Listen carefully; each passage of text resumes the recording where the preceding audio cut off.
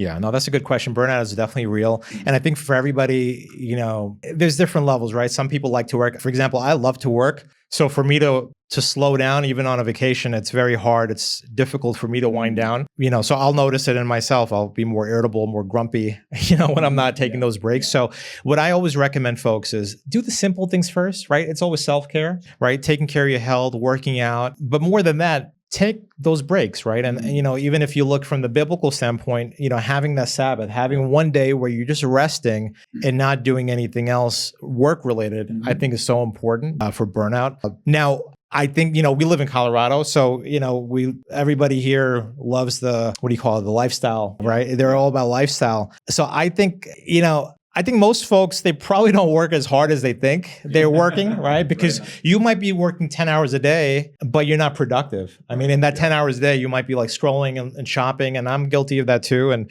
so I would say that the hours that you put in are probably not that productive. But I would say that if you do like a solid work week, which I think is if you're an entrepreneur, you probably need to work at least 6 days a week, but then rest a 7th day and take those scheduled breaks. I think that will help avoid burnout. So, but for everybody, that's different. For somebody, you might work 4 days a week really hard and you feel like, you know what, you need to take a little break, and that's okay. That's okay too.